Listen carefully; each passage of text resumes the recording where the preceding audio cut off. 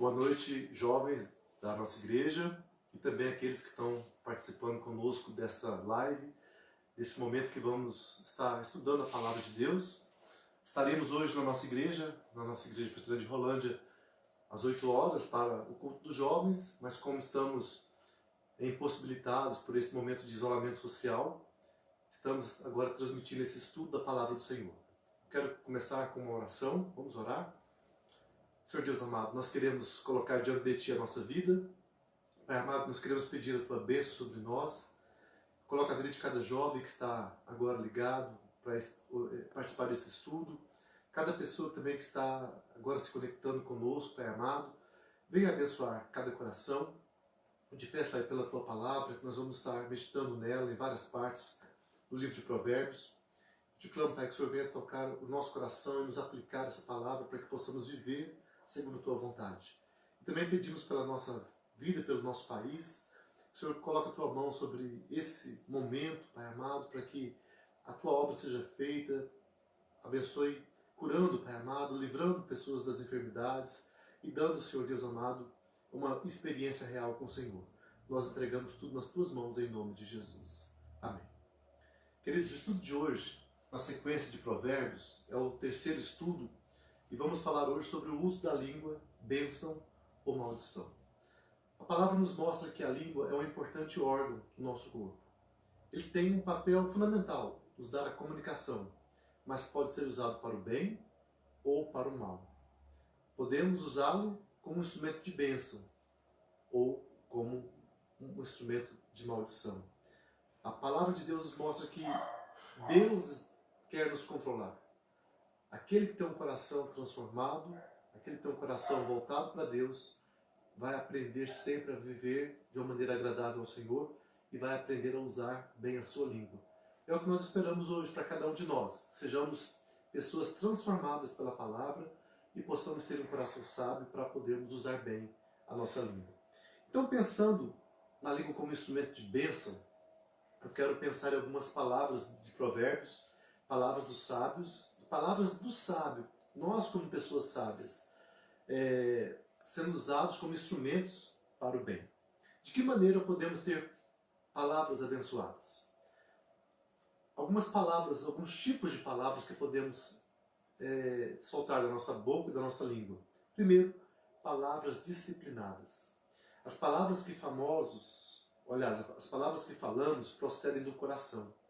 Para termos a capacidade de falarmos palavras agradáveis, precisamos de uma transformação do nosso coração. A não ser que o Senhor transforme uma pessoa de dentro para fora, ela nunca poderá guardar a sua língua, assim fala David Merck. Provérbios tem várias citações sobre essa questão. Provérbios 16, 23 fala que o coração do sábio é mestre de sua boca e aumenta a persuasão dos seus lábios. Também o apóstolo Paulo, em Efésios 5, 18 a 20, ele fala do fruto do Espírito, da nossa plenitude do Espírito Santo. E ele diz, não vos embriagueis com vinho, no qual há dissolução, mas enchei-vos do Espírito, falando entre vós com salmos, entoando e louvando de coração ao Senhor, com hinos e cânticos espirituais, dando sempre graças por tudo ao nosso Deus e Pai, em nome de nosso Senhor Jesus Cristo. Efésios 5, 18 a 20. Vemos aqui como nós podemos usar a palavra para sermos abençoados. Como fala aqui, falando entre vós com salmos, entoando e louvando de coração ao Senhor, com hinos e cânticos espirituais, sempre dando graças a Deus. Tudo isso é com a nossa boca, que a nossa língua, que a nossa boca seja um instrumento de glorificação ao nosso Deus. Para isso, buscando sempre a plenitude do Espírito Santo. Mas também, as palavras do sábio são palavras que saram. Com a nossa boca podemos levar cura, levar bênção, levar restauração para aqueles que estão feridos e deprimidos. Há uma história de um rapaz chamado Eric, e ele chegou na sua casa arrasado, porque ele teve um dia terrível.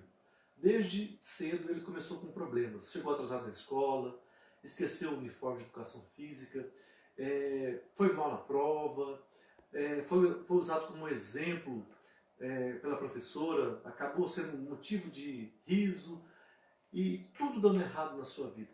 E ele chega em casa, você vai para o seu quarto e ali ele começa a pensar na sua vida, desanimado, deprimido, mas logo seu pai bate na porta e entra e fala: Eric, eu soube que você teve um dia mau. Ele fala: pai, pior não podia ser. Ele fala: mas eu quero dizer para você que você é motivo de alegria para nós. Temos muito orgulho de você, por quem você é. Você tem sido um rapaz que está tornando-se um homem de Deus.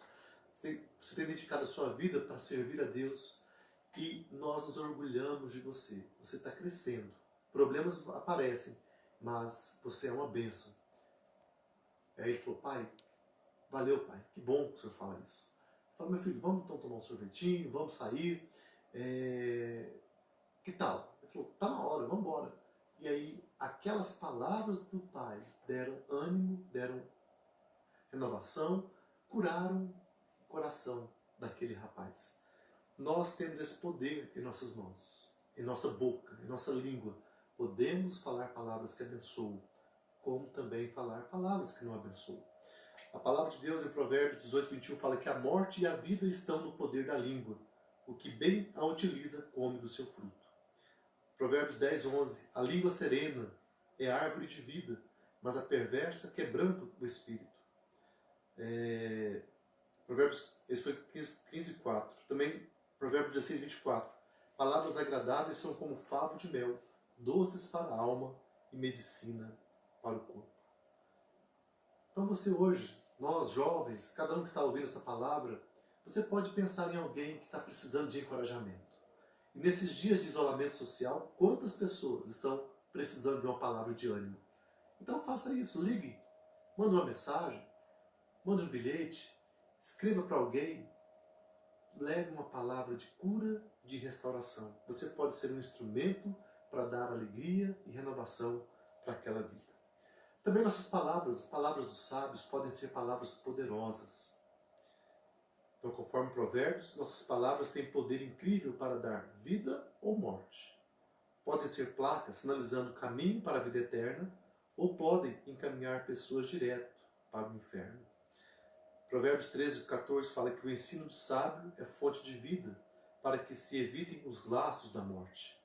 Provérbios 12, 6. As palavras dos perversos são emboscadas para derramar sangue, mas a boca dos retos livra homens. Provérbios 11, 11 fala que pela bênção que os retos suscitam, a cidade se exalta, mas pela boca dos perversos é derribada. E também a morte e a vida estão no poder da língua. O que bem a utiliza, come do seu fruto. Provérbios 18, 21. Então nós podemos dizer que as palavras são poderosas, não que elas tenham poder em si mesmas, mas o que elas podem fazer. A consequência do que nós falamos pode ser bom ou pode ser mal. Que nós possamos usar as palavras para a edificação. E também as palavras que nós dissemos podem ser palavras que edificam, que constroem. Há uma história também de uma senhora que era viúva, Karen, uma mulher atarefada, cansada, e ela, depois de um dia exaustivo de trabalho, chegando em casa, ela pensou: puxa, o quanto que eu tenho que fazer ainda? Ela teria que arrumar a comida para os filhos, ela teria que ajudar o mais novo com as tarefas de casa, teria que fazer uma faxina na casa, e ela ficou pensando quantas coisas que ela teria que fazer. Mas quando ela entra em casa, ela se depara com uma casa em silêncio. Quando ela olha para todos os lados, tudo limpo, tudo organizado, e os seus filhos chegam, o filho mais velho fala: mãe, você é uma pessoa muito especial. Nós te amamos. Obrigado pelo seu esforço em nos ajudar. E nós queremos também te dizer que te amamos. Olha, hoje eu pude fazer a comida, arrumar a casa, ajudar a senhora, para que a senhora pudesse ter um tempo de paz. E aquelas palavras, junto com aquelas ações que aquele rapaz teve, trouxeram paz, trouxeram edificação, ânimo para aquela mulher que estava tão cansada. Quantas e quantas vezes nós podemos levar uma palavra de ânimo para alguém que está desanimado, cansado e sobrecarregado? Os lábios do justo apacentam a muitos, mas por falta de senso morrem os tolos. Provérbios 10, 21. Também fala que a ansiedade no coração do homem o abate, mas a boa palavra o alegra. Provérbios 12, 25. Nós temos esse poder e temos esse chamado de sermos instrumentos de edificação na vida das pessoas. Também, queridos, a palavra que nós temos deve ser uma palavra de paz, uma palavra que leva ânimo, que leva tranquilidade para aqueles que estão ansiosos com a vida. Provérbios 15:1 diz que a resposta branda desvia o furor, mas a palavra dura suscita a ira. A resposta branda desvia o furor, mas a palavra dura suscita a ira. Mateus 5:9, Jesus fala: bem-aventurados os pacificadores, porque serão chamados filhos de Deus. Que privilégio nós temos de sermos instrumentos que levam a paz para aqueles que estão à nossa volta. Mas a pergunta que nós temos que nos fazer: nós temos sido instrumentos de paz? Nossas palavras trazem paz para aqueles que a ouvem? Que Deus nos ajude. E também, as palavras dos sábios são palavras ditas no tempo certo. Palavras a seu tempo. Provérbios 15:23 fala que o homem se alegra em dar resposta adequada. E a palavra a seu tempo, quão boa é. Também Provérbios 25:11 diz que como maçãs de ouro em salvas de prata, assim é a palavra dita a seu tempo. Uma palavra adequada significa uma palavra apropriada, que cabe à situação. Seja na resposta a um amigo que precisa de um conselho, seja uma palavra de encorajamento, seja uma palavra certa na hora certa. Nossas palavras podem ser bênção. Nossas palavras podem ser instrumentos nas mãos de Deus. Nossa língua pode ser usada para o bem. Nós somos chamados para fazer isso. Mas também, queridos, nossa língua pode ser usada para o mal. E há alguns exemplos na palavra que falam dessa situação de males que a língua pode trazer. A primeira área que a língua pode ser má é com relação à fofoca. Palavras descontroladas. Palavras que são faladas sobre pessoas que trazem falatórios, que difamam ou que podem trazer problemas para aquelas pessoas.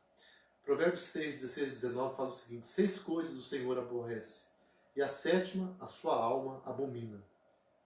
Primeira, olhos altivos, língua mentirosa. Segunda, terceira, mãos que derramam sangue inocente. Quarta, coração que trama projetos iníquos. Quinta, pés que se apressam a correr para o mal. Sexta, testemunha falsa que profere mentiras. E 7ª, o que semeia contendas entre irmãos.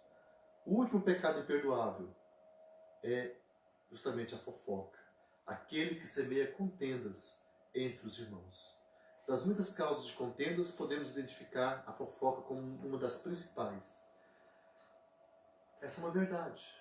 Quando alguém fala de outra pessoa, fala de uma coisa que não é tão certa, aquilo pode gerar um problema, pode gerar contenda entre os irmãos. Alguns textos que reforçam essa palavra. As palavras do maldizente são doces bocados que descem para o mais interior do ventre. Provérbios 18:8. Também as palavras do maldizente são comida fina que desce para o mais interior do ventre. O fofoqueiro oferece um banquete de palavras suculentas devoradas por pessoas com apetites insaciáveis para ouvir o mal sobre os outros. A fofoca dá água na boca e, como alguns salgadinhos, é impossível comer uma só. Sua atração fatal cria um vício que eventualmente leva à destruição. Então nós somos chamados a ter cuidado com o que nós falamos. Estamos falando das pessoas? Estamos fazendo algum comentário maldoso? Isso pode gerar uma contenda. Que Deus nos livre deste mal. Na mesma linha da contenda vem a traição, a confiança traída. Fofoca tem a ver com isso também.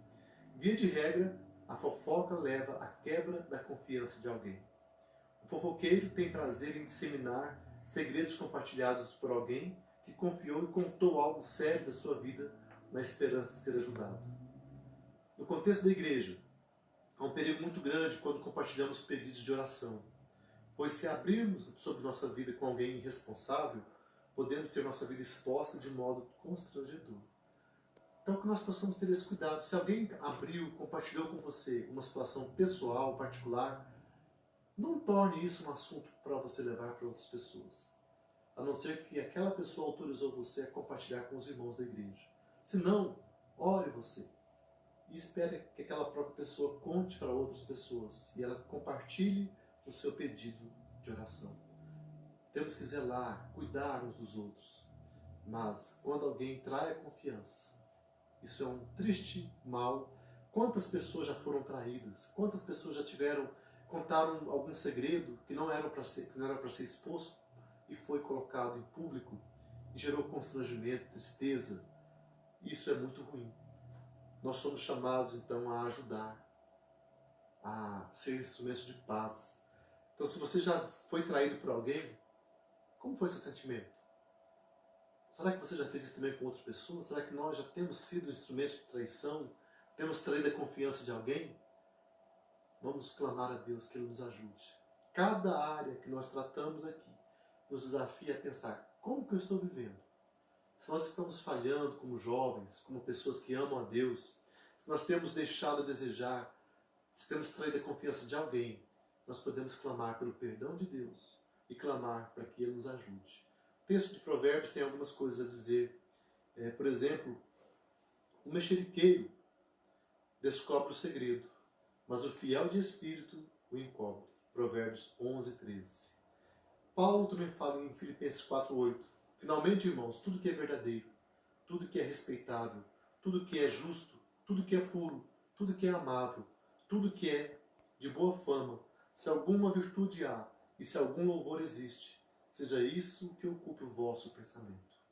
Se não podemos falar o bem, que nós não falemos o mal de alguém.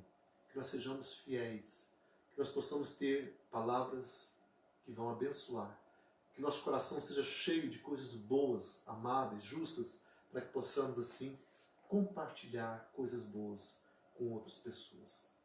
A última coisa que eu quero falar hoje, nessa noite, é sobre a questão da mentira, que é outro perigo da língua. Mentira, um abismo que leva a outro abismo. Quem nunca falou uma mentira? A criança, muitas vezes, pensando que vai se livrar de um castigo, ele acaba mentindo sobre o que ele fez. Jovens, adolescentes na escola, adultos, muitas vezes ficamos com medo de sermos descobertos, mas a mentira não resolve a situação. Qual é o resultado depois que somos descobertos? Fica pior. Alguém que vai nos desmascarar, que vai sentir que não pode mais confiar na gente. Como é constrangedor ser desmascarado com a verdade. Quantas pessoas negam terem cometido um crime e, com o desenrolar da investigação, as provas deixam claro que ele mentiu e que ele cometeu sim aquele crime. Isso é uma grande verdade, porque nada vai ficar impune, nada vai ficar encoberto, porque diante de Deus não há como esconder nada. A palavra fala que também a língua mentirosa faz parte daqueles pecados abomináveis na lista de Deus, lá em Provérbios 6, 16 a 19. Deus não admite. Deus tem um desprazer muito grande com a mentira. A mentira causa destruição e tristeza, porque leva à perda da confiança da família, dos amigos e também dos irmãos da igreja. A palavra de Deus em Provérbios fala: a falsa testemunha não fica impune, e o que profere mentiras não escapa. Provérbios 19, 5. Também o lábio veraz permanece para sempre, mas a língua mentirosa apenas um momento. Provérbios 12, 19. A mentira leva a outra mentira e também vai assumindo várias formas. No começo pode parecer inofensiva, mas no final ela trará grandes prejuízos. Quantas famílias que estão sendo destruídas por causa da mentira? Pessoas que começam a fazer coisas erradas, mentem, descobrem o erro, encobrem, vão tentando se manter como se nada tivesse acontecido, mas quando menos se espera, tudo é descoberto. E aí não há mais o que fazer. A perda da confiança, foi quebrada a confiança, e aí aquilo traz uma grave consequência. A palavra de Deus nos diz que o malfazejo atenta para o lábio iníquo. O mentiroso inclina os ouvidos para a língua maligna. Provérbios 17:4. Também trabalhar por adquirir tesouro com língua falsa é vaidade e laço mortal. Provérbios 21:6. Dois pesos são coisa abominável ao Senhor, e balança enganosa não é boa. Provérbios 20, versículo 23. E também, suave é ao homem o pão ganho por fraude, mas depois a sua boca se encherá de pedrinhas de areia. Provérbios 20, 17. Também, por fim, lembramos que a mentira tem um pai, e esse pai não é o Senhor. O pai da mentira é o diabo, conforme João 8, 44. Portanto, queridos, nessa noite, nós refletimos que nossa língua pode ser um instrumento de bênção, com palavras de paz, palavras que edificam, palavras disciplinadas, palavras transformadas por Deus. Mas também nós temos o risco de cair num sistema de falatório, de fofocas, que vai gerar problemas, que vão gerar dificuldades em nossas vidas. Também a questão da mentira, quando nós perdemos a capacidade de dizer a verdade, quando tentamos esconder alguma coisa, tentamos negar uma situação, aquilo vai se tornando um peso, um laço, uma coisa que vai se tornando cada vez pior e mais grave. E por fim, nós temos o risco de nos tornarmos pessoas em quem as outras não vão confiar. Imagine se nossos amigos se afastam de nós porque nós não somos dignos de confiança, porque falamos demais, porque maltratamos, porque usamos a língua para falar mentiras, fofocas, falatórios, difamações. Hoje aprendemos que a língua é uma bênção, mas temos que ter muito cuidado. Por isso que somos chamados a clamar a Deus que nos ajude, que nos ensine a estarmos vivendo uma vida em dependência do Espírito Santo. Para isso devemos orar, devemos clamar. Jovem, coloque a sua vida no altar do Senhor. Tenha um tempo de oração e peça para Deus te ajudar a ter uma vida que agrada o Senhor e que a sua língua, que a sua boca seja um instrumento para a sua glória. Se você tem falhado, tem pecado nessa área, o caminho que nós temos é a confissão, é o arrependimento.